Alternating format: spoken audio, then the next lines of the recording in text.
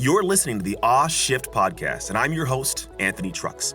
I'm passionate about one thing, helping you make shift happen in your life and business through our two types of shift moments. The kind that make you say, shift, this is awesome, now what? Or shift, this sucks, now what? Because, well, that's life. But instead of stressing and struggling about life's shifts, we can take control of them and make them happen for us instead of to us. If you are ready to finally take shift seriously, end your overwhelming uncertainty, and make shift happen in your life, then you're in the right place. Let's go. Hey, it's Anthony Trucks here, the aa76549eb67a407a8061b6dd33e30b0e. Today we're rocking and rolling with a guy that I've had a chance to chat with far too long, but in a good time, and mostly because we ate into your time. But I'm sure he's a brain that's going to give you some great time. And so this guy comes from a world where he is a technology and business strategist, which is huge for the world we live in, because you need to have somebody that can strategize all the things going on, especially when the world is changing out from underneath us. He also is the CEO of MindCore, which is an IT company that allows people to kind of take back control of their technology, the things we're using every single day to streamline their business. So without further ado, let me bring to the show Mr. Matt Rosenthal. How you doing, bro? I'm doing great, man. I love that intro. That was great. You hit the nail on the head. It's beautiful. Right. It's simple, man. To be honest, I don't ever plan to prep those. I start recording and I just talk. And some weird things come out of my face. They work out though. So, awesome. Hey, this show's about you, man. I want to know if I was walking around town and I saw him and Matt sitting there by himself. I don't know you, and I sit down next to you. You start talking to me. Why should I listen to you talk? Oh man, there's so many reasons, and we only have 15 minutes. But I'm gonna share with you. I've learned a lot of lessons in my life, and even though you just gave me a great intro, IT and business strategist, and we can talk business.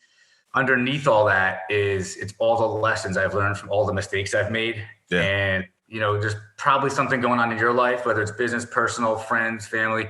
If you bounce something off me, there's a good chance that I've made a mistake or two, and I can give you some pretty good feedback, some pretty good information, and give you something to think about that might help you. Yeah. I dig it, man, because they do. That's what I do, man. I help people. I like it, and we all need help, man. Everybody included. I'm not devoid of that help, man. We all need something. There's that statement. It's guidance. It's guidance. And the thing is, we're all trying to make it up on our own. I think a lot of people need to get to the point of taking insight from people who've run the race already. So with this whole podcast about shift moments, it's called shift podcast. The shift good, shift bad moments. I would love for you to share with me kind of the journey of your business. Like maybe as a kid when you decided to even get into business. What are some of the shift this sucks moments that kind of pivoted and helped you kind of grow to where you're at now? Oh man, I'll tell you something. So I've been in this business for, 10, 12 years, but along the way, I've been in so many different businesses where I was the owner, working for other people, doing, manual labor. I mean, I've done everything you can think of. And there have been some moments where I've just been like, wow, all the things that I've done in the past, driving a truck for 2 years, being a roofer, all these things that you don't think you're getting value out of while you're doing them at the time, it's just to get a paycheck, right? To pay the bills. There have been some powerful moments where I'm just like, whoa, all those things I did, now I can look back and I say, wow, they taught me so much. Yeah. And I've had those moments almost where I'm grateful for all the things that I've done in the past, just to make money. Mm-hmm. Whereas now I'm in this whole other phase of my life and my career, and I do get to look back and say, shift. Wow, those things have really, really played a part, and I wouldn't do any of those things or any of those struggles or any of those challenges any differently. Yeah. And frankly, I think a lot of people who maybe have it, you could say too easy, maybe follow too normal of a path without all the ups and downs and left and right and having to be creative and figure things out. You don't have those moments necessarily. You don't get those light bulbs where it's like, wow, I might have spent 5 years doing this, but if I didn't, what's happening now wouldn't be happening. And so those are shift moments for me. Yeah, there's a ton of them. I mean, they say a smooth sea makes not a skilled sailor. It's all those hard things that teach you how to do the rough seas. What's one that stands out to you as one where we could go to the actual moment of experience? Because I'm sure someone we hear that, it's like, okay, cool. But what's one? Was it somebody, kind of screwed over in business? Was it, making a poor decision, bad purchase, bad investment? What's one that happened? A good one or a bad one? Let's go with one that had a good outcome. Yeah. Let's go with a tough one. One that someone would go, how in the hell did he get out of that hole? Wow. Okay. So I think this is going to be what you're asking. And so probably about 6 years ago. So the business I have today, even the name of the business came from a merger that I did with somebody. Mm-hmm. And I did all this due diligence, and you think you know what you know, and you use all the knowledge you have to get to a certain spot. And I'm ready to kind of do a deal, do my first deal to grow the company beyond organic growth. I want to grow through just kind of coming together with somebody. And I got to be careful how I say this because I'm not sure who's watching. So I reached a point through the due diligence where I was like, all right, I'm so far along, yet I think I might be getting into something bad here. This could be a bad situation. And I worked hard to get my company to where it was and to bring it together with somebody else and take the risk of it being a problem. But what I'll never forget the moment I said to myself, the risk I'm about to take, because I know my own discipline and commitment and ability, even if it goes bad, I can push through it. Lo and behold, do the deal. Company doubled in size. We had some really, really good years, year 1, 2, 3. And it went south as I was worried about for the reasons I thought. And I ended up in a 2-year legal battle with the individual working in the same office. I spent about $400,000 in legal fees. And about 2 years of my business life pushing through and saying, you know what, I have the vision, I have the dream, I'm the process guy, the workflow guy. Like I see it all and I can make this business happen. And so I'm not going to give up. I'm going to keep pushing and pushing. I'm telling you, pushed it almost to the point where my marriage was almost like on the line. Relationships. Like I was in this deep for 2 years. And if you get into a legal type of thing, it consumes you. Oh, I know. However, on the other side of it, I stuck it out, bought him out, bought the other partners out. And the company that I have today is the company that I wanted, that I always envisioned. And I get to look back now and say, I fought for this. I don't care what it cost, because I have the company. I have this wonderful culture, these great people that work with me. And it's easy to look back now, but those 2 years were like going through war, like battle every single day. And I kind of thought it might happen before I got into it. It's not why it happened, but it was when your gut instinct is usually right. You got to trust your gut. However, I knew that the bigger picture was, in the end, I would still have taken 3 steps back to go 10 steps forward. And that's exactly what happened. Yeah, I get it. But you got to fight. You cannot give up. Yeah, you got to push through it. And that's the thing I think a lot of people don't grasp. 2 years is a long time. Most people won't go that long. 2 years, man. I have post-traumatic growth. It's called PTG. I've heard it. I actually have a client who calls it PTSG, PTGS or something, post-traumatic growth syndrome. Yeah, that's what it was. Every time you go through a struggle, every time you go through your own wars and battles, and you always come out stronger as long as you see it's an opportunity to learn. And you really do learn. You come out like, this is why at this point, people like you and I can be mentors and leaders. And we have your initial question. If somebody sat down next to me, what can I talk about? A lot more than I could 6 or 7 or 8 years ago. Yeah, and it makes a huge difference on what you can do. Do you think it opens up perspective, opportunity differently now that you see it that way? Oh, yeah. I look at people differently. I interact with people differently. I've grown tremendously. It's actually pretty amazing how you change. And it can be part of it is age. I just turned 48 yesterday. Oh, congrats. Happy birthday. Thanks, man. Over the past 10 years, just maturing in life, but also maturing in business. What I call myself is I'm a mature business owner at this point. Like I've gone through some serious stuff with some challenging situations. And most people I know would have given up, man. They would have sold the company. They would have. Yeah, tucked away and packed it up and it was done with this. What do you think is I doubled down. What's the I thought I was going to ask that question. How is it that you do that? What is there something unique about your childhood, a mentality you have in your head? Like what is the thing that allows you to be like, I'm going to stay in this when logical people would quit? So I don't think it's unique, but my upbringing is definitely a huge part of it. I mean, nature versus nurture. I don't know what combination of what is in me, but I do know that my grandmother, all my relatives are all long gone, but my grandmother used to tell me that I reminded her of my grandfather. My grandfather was an entrepreneur, from Long Island back in the 50s and 60s and did really well. And so I guess there's that part of it. Maybe I'm a chip off that block, but my childhood was very, very challenging. I grew up relatively poor, didn't really have much of anything, and just knew if I ever wanted anything, I had to work for it. And I started working when I was 13 years old and 40 hours a week by the time I was 14. I didn't do well in school because I spent most of my time working right after school and on the weekends, and I never stopped. And it's a combination of some traumatic things that happen to you when you're young. And some people tend to create healthy and unhealthy characteristics. And for me, some of the unhealthy ones happen to work in business. I'm super disciplined. I'm super organized. I'm like charismatic, I'm sure. Pick out details. If you move a pen on my desk, man, I can tell you moved it 1 inch. Yeah. It's not healthy, but in business, that attention to detail, like I come prepared to meetings. I mean, I don't miss anything. Yeah. It's a result of my childhood. I'm not something that I would, my kids will never know from how I grew up. Thank God. Yeah. But that's where it comes from. And most of the entrepreneurs I know that are really successful all had some kind of stuff going on when they were kids. Yeah. Some kind of challenges, family trauma, dysfunction. And I came from that kind of background. I get it, man. I grew up in foster care. I was given away at 3. I get it, man. It's you know exactly what I'm saying. It's a long, and you know what's funny is that there's certain things that were characteristics that I believe we had of like survival, damn near survival was a thing survival mechanism. Yeah. So when it kicks in business, like I go and most people are like, why would you do that? Like, I don't know. There was no other option. You just keep going. Like you don't stop. How do you think? I run. Like this I run into the fire. Yeah, I get it. I was a volunteer fireman for 15 years. Like even that, it's like I don't even know why I did it. I just run into a fire. Yeah, and just like you figure it out to help people, but yeah, there's like an edge. There's something that I can't explain. It's unspoken. There's just some sort of edge where like I almost can tell what people are thinking about in a room without them even saying anything. It's like an emotional intelligence, and I think it was all adaptive. It was survival as a young kid. I mean, I had to figure out a way to survive the home that I grew up in. Yeah.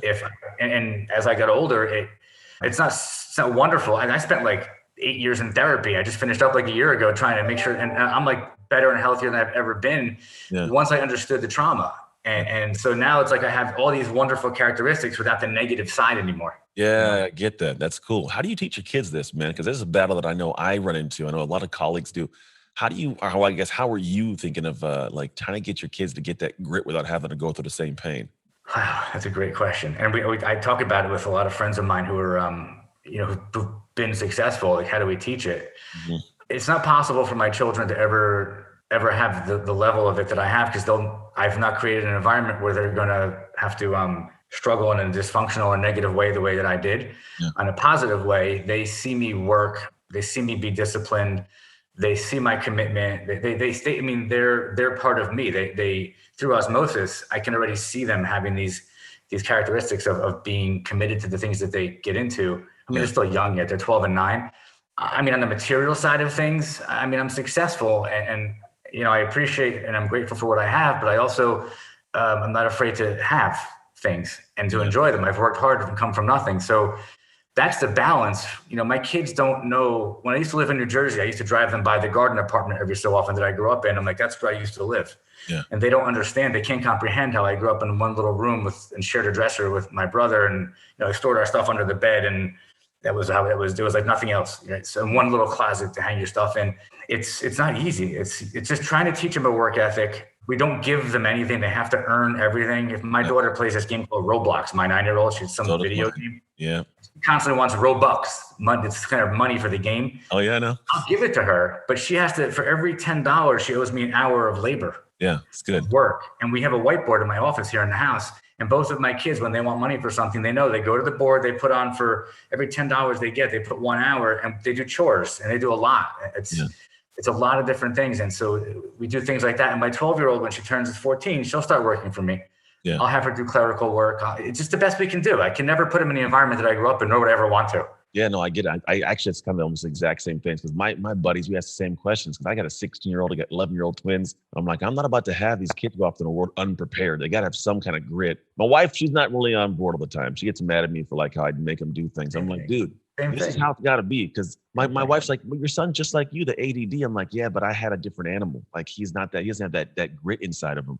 He could be taught to channel it in a positive way. Yeah, yeah. And it could be a huge asset, because the people like that, like him, like maybe like you, like me, when you have that kind of energy, you can channel that and you can be really successful. You really can. And you don't need to be on anything. Like it's good energy if you just know what to do with it. Dude, you're speaking my language. I literally tell my son all the time, like, dude, when you become an adult, this is going to be an amazing asset. Like my ability to do what I do, it's because of my ADHD, for sure. Right. But I'm like, you got to get yourself to adulthood without getting in jail. Like we gotta get you to the back end of life, dude. In the business you run now, like how do these things translate into what you try to accomplish for your clients? Which parts? Which things? In the area of the IT, the technology, because you streamline businesses, right? So I definitely want to make sure we hit on that, because I want to know, like, how do you kind of roll into the realm of helping someone who's got a business and maybe doesn't have these, or what do you specifically do? I guess probably a better question. Yeah. So what we do for people, like plain and simple, is we help people with IT problems. And so every business has IT needs. Mm-hmm. The thing is, where it starts, this is the cooler part of the answer. Where it starts is like, I need to, if you have a business and we get connected somehow, or you find me somehow, I'm not just going to say, okay, you need some computers and servers and cloud and cybersecurity. Those are all tools. Those are all ways we solve the problems. I need to know what your plan is. Like, what are you doing? Like, tell me about your business. Tell me how you're positioned in the marketplace. Tell me what's your 1, 3, 5 year plan? Are you the only owner? Like, are you as profitable as you want to be, as you can be? Like, I need to really, really understand the business, because as much as I own an IT company, I can run any company. I understand business really, really well. Yeah. And so once I understand your business and your goals, then we get into like, okay, so now let's make sure that your IT supports what you're trying to do in your business. Because the most important part of any business, hands down, is your IT at this point. If your IT infrastructure is not working, or it's not doing what you need it to do, or it's not set up to scale and like meet your goals, you're going to be in big trouble. So that's kind of how it all evolves. And that's where my attention to detail, and I ask people questions about their business that they're like, whoa, I never thought about that. Like, so if you get hit with a cyber attack and you're down for like 2 days, give me your average per hour cost for everybody. Like, let's figure out how much money you're really going to lose, and let's tie that to your investment. You could spend 30 grand to be pretty risk-free, but if you're down for 3 days, it's costing you 200. That's the kind of conversations that I help people have. And then we ultimately solve the problems. It's always cloud, some version of cloud, cybersecurity, collaboration tools. Like, obviously COVID changed everything. The things that we used to try and convince people to do before, now they're asking us for, it's all the same thing: cloud, cybersecurity, and collaboration tools. I dig it, man. That's funny that ended up being the thing that people are like, they didn't want to listen. Now they have to get it, right? And I agree. I mean, even the world of what I'm doing, like, I have all these things and gadgets, gizmos, tools, technology, teamwork. I mean, so I could probably pick your brain and get some great answers, but I spend a lot of time like thinking, how do I have all my team have access to stuff in areas that aren't like going to go like 17 different places? Like, we've been trying to find these little tools, and we found a couple we love, but I agree, man. It also allows me to focus on things I'm good at. I don't have to focus on all these little nuances. I can channel my energy to areas that really help generate revenue for the business and have everything else run smooth. So I love that, man. Hey, you look at me as a trusted advisor. And really, like, almost an executive in your company. Even if you only have 10 people, it doesn't matter. You look at me that way. Or if you have 500 people, let me just focus on it, deal with it and my company, and let's partner in that way. And don't look at us as a vendor. Look at me truly as a trusted advisor. I can help you. And that's what it's about. I dig it, man. And then we need that. I think more people that find out that they need that, and they'll open their eyes and the ego to actually getting that done, are the ones who excel, man. That's one of the things too, for me as a kid. I'm sure the same stuff. Like, my ego got in the way. The moment I realized I needed help from people who are smarter than me, and I wrote it all in, like, that's when I got a ton of success. Like, stop being the guy's got to do it all, bro, and everything blossoms. Where can people find you if they want to come actually find out more about the company, find out more about you? Where can I send them? Best place to look for me is on LinkedIn. Gotcha. And it's Matt Rosenthal, Mindcore. You can just search right on there. Cool. My email address is matt.rosenthal, ROSENTHAL @mind-core.com. I just encourage anybody who has any questions, it should be, if you have IT or business related questions, you can reach out to me. I mean, I'm happy to just give you some advice, give you some feedback, even if it's about your existing provider. If you want to bounce some questions off me, I'm happy to. But there's so much going on. People should double check and rethink what they're doing, man. Things are changing. I agree. Quick, you gotta be ready. That's when we want them to, right? I appreciate it, man. Last question. You ready for it? Hit me with it. All right. What promise did God make to the world when he created you? That I'd give back and impact other people's lives. Good. It's a good one right there, man. It's a service answer. It's not that, that's usually the thing is like, when I ask that question, people have no idea what they're going to answer most of the time, but I like when you go straight to it, when you know, because it means you know. You know what I mean? It's like, I know, that's what I do. I help people. That's what I do. I love it, man. Appreciate you, bro. Hey, seriously, I know you're a busy man. Yeah, maybe we're gonna work out in. You did your workout for the day. We already talked about that, huh? You guys can't see if you're watching the video. He has this bike behind him that he's like, it's my backup workout. I'm like, I like this guy. He's got like backup. In case I can't get to the gym. Got to get it in, get it done. I like you, man. You got a soul that's kindred to mine, man. I like how you work. I like your brain, even how you talk. You got a good flow, bro. I'm sure you help a lot of people. Those you guys in a world who are like, man, this sounds great. Either maybe you need some IT help, reach out to Matt, get some insight. And if you need somebody that is around that needs his help, like, connect the two by sharing his podcast. maybe someone you know, your boss, your company needs a little bit more help, man, send this podcast over like, hey, check out Matt. He might be able to help us in some things we do. But as always, thank you guys so much for hanging out. Matt, thank you for joining me today. I really appreciate you, brother. And as always, make the most of your shift moments so you can make shift happen. It's Anthony Trucks and Matt Rosenthal signing off. Thank you so much for listening. If you enjoyed the show or found value in this episode, the number one thing you can do is subscribe, rate, and review this podcast. To get a free resource right now on how to own your shift, visit ownyourshift.net. I can't wait to see you on the next episode.